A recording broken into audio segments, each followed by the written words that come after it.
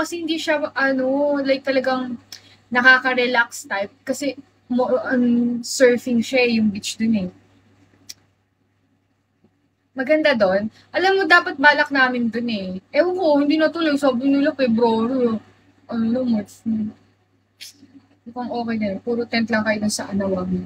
Yun nga, tapos walang signal, tama ba? Chill lang doon. Maganda yung beach.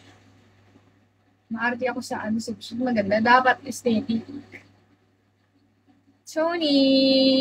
Di hard. Maganda. Ilan days kayo doon na pumunta kayo? Tuloy natin mag-beach. Sweetie Crunchy Pie. Saan tayo mag-beach? Unknown. Mukhang okay dun eh. Tapos may maliit na bundok na pwede akyatin doon. 5 days. Gusto ko din! Parang gusto ko. Tapos diba ano yun? Maganda dun sa taas ng bundok. Good morning, Francis. Siargao o Samal? Alam mo, parang Siargao o Samal. Mas gusto ko sa Siargao muna matcha. Okay din sa Iloilo, Gigantes Island.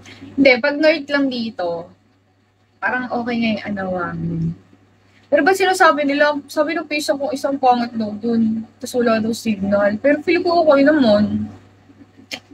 Hello, Jay! Madara, Batanes. Ayun nga, isa din sa akin.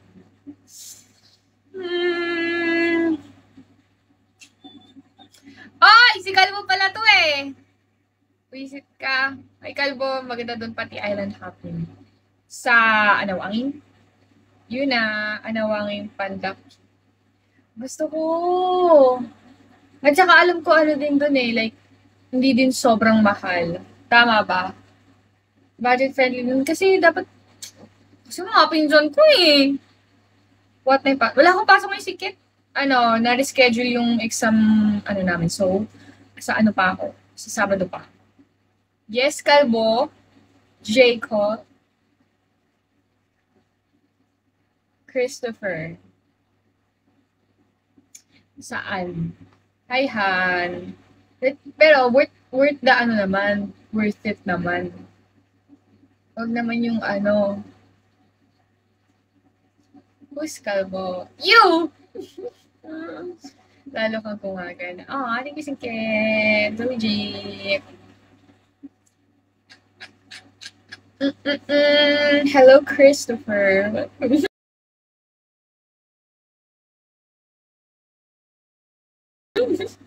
Wait lang. Send ko sa'yo. Sige, patingin nga ako. Maganda mga beach nature. Natatamad na ako sa city. Mas refreshing. Hi, Jean. Rency.